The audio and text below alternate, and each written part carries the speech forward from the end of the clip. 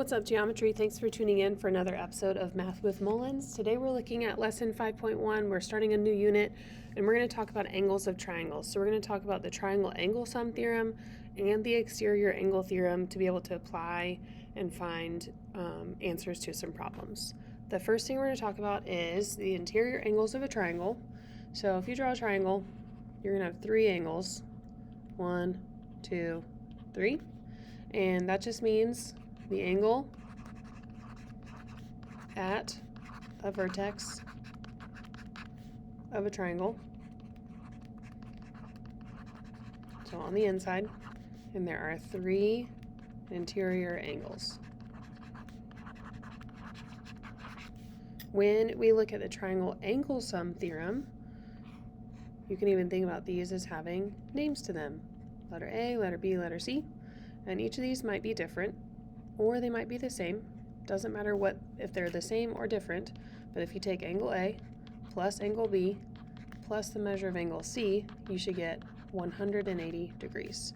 So I might just add a little M for the measure of angle A, the measure of angle B, and the measure of angle C, okay? That is something you probably already knew, so let's go ahead and try some questions here. Number 1, find the measure of each missing angle. So the first thing I do is I look at to find the missing piece for angle 2.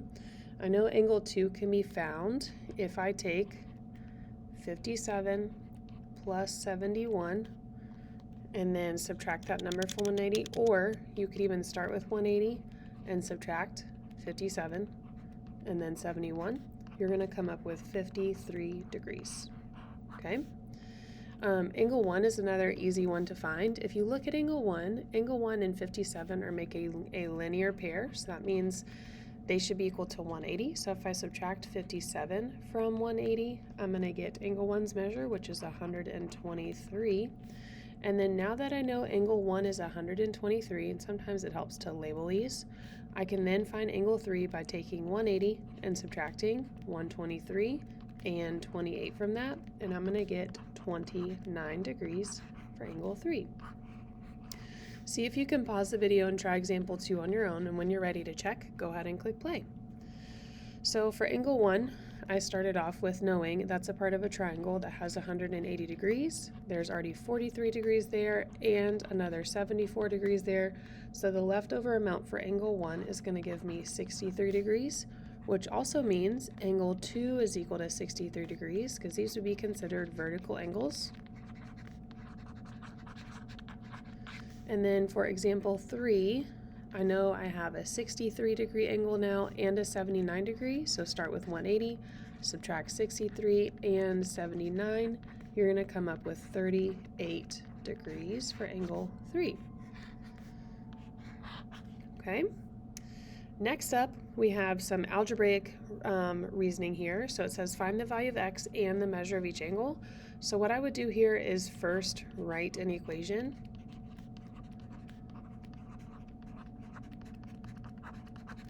Then I'm going to solve for x, and then step 3, I will use x to find angle measures. Sorry about the siren there. Okay, so step 1, writing my equation. I'm going to start with 10x minus 11, add to that 3x minus 2, and add to that 3x plus 1, and I know that those can all be equal to 180 degrees. Now I'm going to combine some like terms. 10x plus 3x is 16x, and then negative 11 minus 2 is negative 13, plus 1 is negative 12. So 16x minus 12 is equal to 180. Next up, we're going to add 12 to both sides to get 16x equaling 192, and then dividing both sides by 16, we're going to come up with x is equal to 12. So here's that step 2, solve for x. Now step 3, plugging it back in. So 3 times 12 plus 1, or 36 plus 1, I'm going to get 37 degrees. Over here, 10 times 12 minus 11, or 120 minus 11, I'm going to get 109 degrees. And then the last one, 3 times 12, or 36 minus 2, we're going to end up with 34 degrees. So that was my step 3. On the back, we're now going to switch gears and talk about the exterior angles of a triangle. So I'm going to go ahead and draw an example of what we would see here. So we would have maybe like angle 1, angle 2, and angle 3. Those are all interior angles. But then this angle, number 4, could be one exterior example. An exterior angle of a triangle is formed by one side of the triangle and an extension of an adjacent side. And we have 3 exterior angles. This time in the picture we just did an example of one exterior angle. And then the exterior angle theorem states that I can still have the same angles measure, like angle 1, angle 2, angle 3, and angle 4, but I can take the measure of angle 1 plus the measure of angle 2, and it'll be equal to the measure of angle 4. The description of that says the measure of an exterior angle of a triangle is equal to the sum of the 2 non-adjacent interior angles. So again, non-adjacent means not right next to. So angle 1 and 2 is not adjacent to angle 4. Angle 3 is adjacent to angle 4. Notice that angle 3 is making a linear pair with angle 4. So the sum of 1 and 2 is going to be equal to 4, because if you think about a triangle has 180 degrees, so whatever's remaining left over from 180 degrees is going to make that triangle measures. Okay, so here we are. We're going to solve example 4. If you want to pause the video and try this one on your own, you can. If not, let's continue to let it play and work it out together. So my theorem for exterior angles states if I take the angle measurement for 1, add it to 79, it's going to be equal to 104. So I would subtract 79 from both sides to figure out what angle 1 is equal to, and angle 1 is going to be equal to 25 degrees. Okay. Example 5 is maybe one you definitely want to try on your own, so see if you can pause the video here with some algebraic reasoning, and when you're done, click play to check your work. So the first thing we want to do is find the measure of angle x, and then we'll use x to find all the missing angle measures. So what I did first is take 7x minus 32 and added it to 5x minus 27 and set it equal to my 9x minus 8. I'm going to combine some like terms here. I'm going to get 12x, and then negative 32, and then negative 27 is negative 59, is equal to 9x minus 8. Then I'm going to do some double elimination, as we call it in class. So I'm going to move my variables to one side and move my constants to the other. And I'm trying to use the movement where I don't have to worry about a negative variable, so I'm always trying to choose the smallest variable to move. So I'm going to get 3x is equal to 51.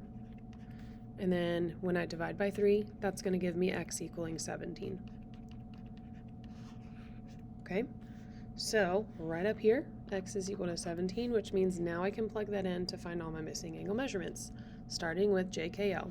JKL is going to be 7 times 17 minus 32. 7 times 17 minus 32 is going to give me 87. And then if you need to, what I do sometimes is I go back here and I label that with 87, okay? KJL will be 5 times 17 minus 27, and that one is going to give me 58 degrees. So 58 degrees for KJL, which means KLJ would be easy to find if I took 180, subtracted my 87 and my 58. KLJ is going to be equal to 35 degrees.